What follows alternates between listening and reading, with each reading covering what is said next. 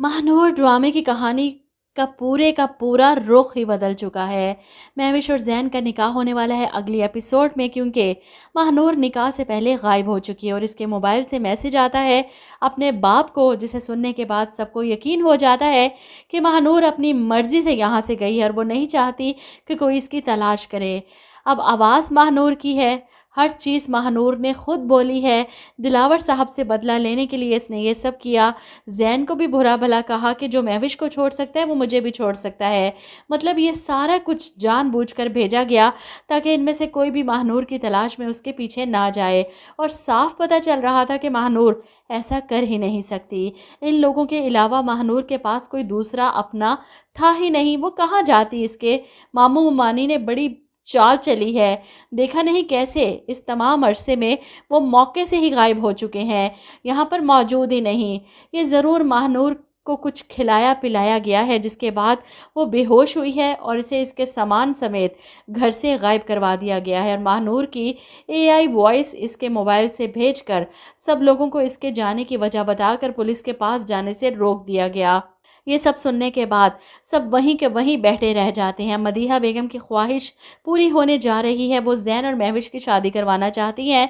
जैन साफ इनकार करता है कि मैं महविश से निकाह नहीं कर सकता। दिलावर साहब अलग अपने बिस्तर पर पड़े हैं। मुनीज़ा बेगम इनके पास आकर इन्हें समझाने की कोशिश करती हैं कि ये वक्त जाने वाले पर मातम और शोक मनाने के बजाय जो यहाँ पर मौजूद है इनके बेहतर मुस्तकबिल का फ़ैसला किया जाए। दिलावर साहब कुछ समझ नहीं पा रहे। ऐसे में मुनीज़ा समझाने की कोशिश करती है कि महानूर अपनी मर्ज़ी से ये निकाह छोड़कर जा चुकी है, इसलिए महविश का जैन से निकाह कर दिया जाए। ये सुनकर दिलावर साहब परेशान हो जाते हैं। ऐसे में मदीहा बेगम भी दिलावर से बात करती हैं और इस सारे मामले में मीसनी बनकर खड़ी महविश चुपचाप सब कुछ देख रही और सुन रही है कि घर में क्या चल रहा है और बड़े क्या खिचड़ी पका रहे हैं। वो बड़ी खामोशी से ये सुन रही है, बगैर किसी एक्सप्रेशंस के अपने चेहरे पर लाए। ऐसे में दिलावर साहब मदीहा बेगम की बात सुनकर परेशान होकर कहती हैं कि मैं महविश की रजामंदी के बगैर ये निकाह नहीं करवा सकता। ऐसे में मदीहा बेगम चीख पड़ती हैं, महविश को क्या इतराज़ होगा भला? और वहीं खड़ी महविश फ़ौरन आगे बढ़ती है, एतराज़ है, बिल्कुल एतराज़ है, मैं जैन से निकाह नहीं कर सकती। इसकी बात सुनकर सभी हैरान रह जाते हैं। कल तक जो जैन के लिए पागल हुई फिर रही थी, आज निकाह से इनकार कर रही है। लेकिन इस सब के पीछे भी महविश की बहुत बड़ी चाल है। इस तरह सबके सामने फ़ौरन मान जाएगी तो सबको तो यही लगेगा कि वो तो महानूर के जाने का इंतज़ार कर रही थी। अब अपनी वैल्यू बढ़ाने का टाइम आ चुका है सबकी नज़रों में, ताकि सब इसकी मिन्नतें करें कि बाप की इज़्ज़त बचाने के लिए तुम्हें जैन से निकाह करना पड़ेगा। मुनीज़ा बेगम इसे समझाने की कोशिश करती हैं, साइड पर ले जाकर, ये क्या कर रही हो तुम? इतना अच्छा मौका है, तुम्हारी शादी जैन से हो जाएगी और तुम्हें क्या चाहिए? महविश इस वक्त सबसे मिन्नतें करवाना चाहती है, ख़ास तौर पर जैन से। महानूर की वॉइस रिकॉर्डिंग के बाद जैन उसके पीछे जाने की जहमत भी नहीं करता और वहीं बैठा अपनी किस्मत के फ़ैसले पर रो रहा है, क्योंकि सब बड़े मिलकर इसकी और महविश की शादी की प्लानिंग कर रहे हैं। जिसके बाद मदीहा बेगम खुद महविश से बात करती हैं, इसे मनाती हैं जैन से निकाह के लिए कि मैं गारंटी देती हूँ शादी के बाद जैन तुम्हें बहुत खुश रखेगा और महानूर को हमेशा के लिए भूल जाएगा।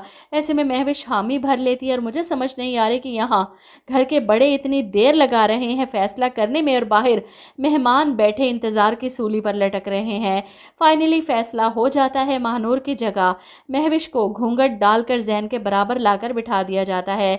मदीहा बेगम जैन को वास्ते देकर मना लेती हैं। जैन जो महानूर के अलावा किसी और के बारे में सोच भी नहीं सकता था, मजबूर कर दिया जाता है महविश से निकाह के लिए।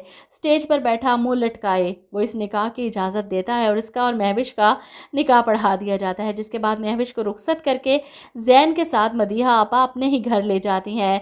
महानूर के लिए सजे हुए कमरे को देखकर महविश खुश भी है और हैरान भी कि इस वक्त यहाँ पर इसे किस्मत कैसे ले आई। वो अपने चेहरे से बिल्कुल भी अपनी खुशी का इजहार नहीं करना चाहती, कहीं जैन को इस पर शक ना हो जाए।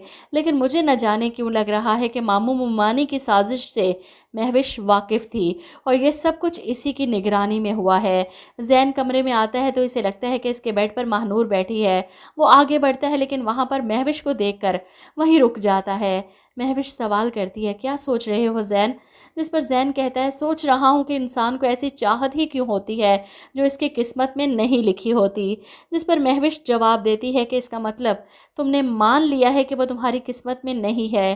جس پر زین کہتا ہے کہ قسمت کے سامنے ہار نہیں مانی میں نے۔ وہ کمرے سے ہی نکل جاتا ہے اور اس کے جانے پر مہوش غصے میں آئینے کے سامنے کھڑی ہے۔ مجھے کیوں لگ رہا ہے کہ مہوش یہ سب پہلے سے جانتی تھی۔ اس کا بہت بڑا پلان تھا مہنور کو ٹریپ کرنے کا، بہن بھر کر اسے خود پر اعتبار کروانے کا اور موقع ملتے ہی اسے غائب کروانے کا، ورنہ ایک دم سے وہ اتنی اچھی کیسے بن گئی؟ آپ لوگ کیا کہتے ہیں اس بارے میں؟ کمنٹ کر کے ضرور بتائیے گا۔